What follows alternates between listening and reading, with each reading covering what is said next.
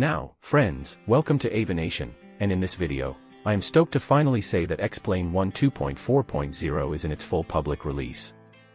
This new version of X-Plane brings us a vast new host of improvements, so let's go over them briefly before we dive into the actual simulator to see what it looks like.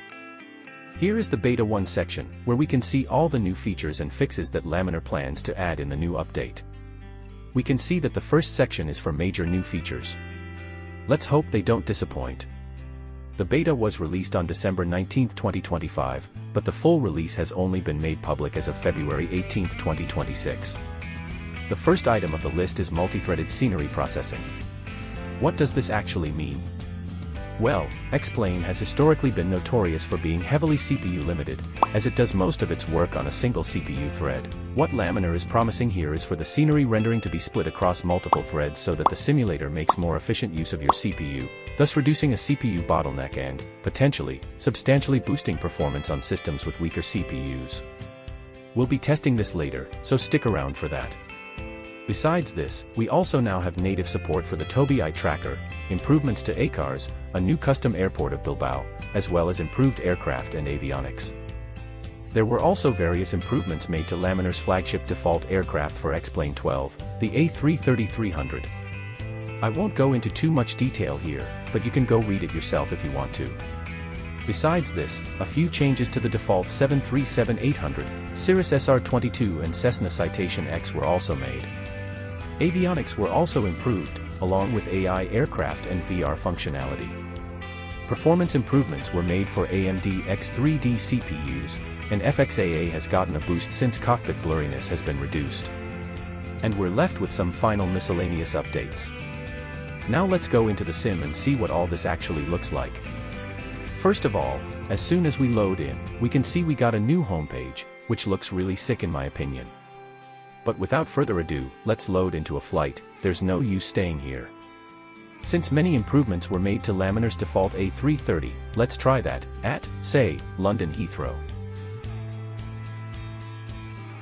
Oh wait, my bad, we should actually go to Bilbao.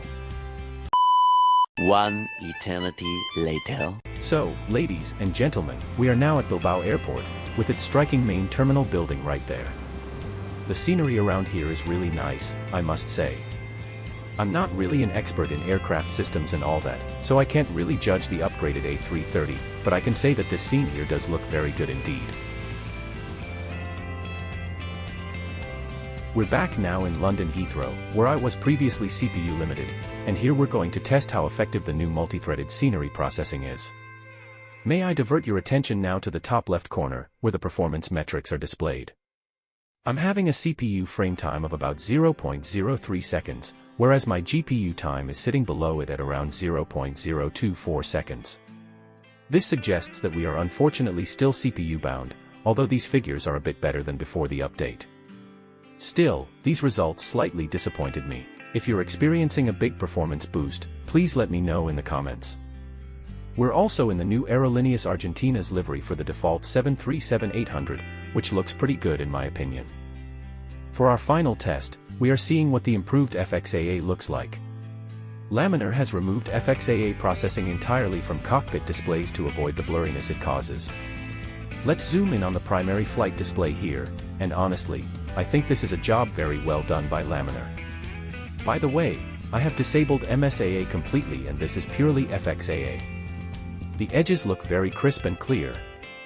I'll put up some screenshots of the displays in other aircraft so you can see what it's like.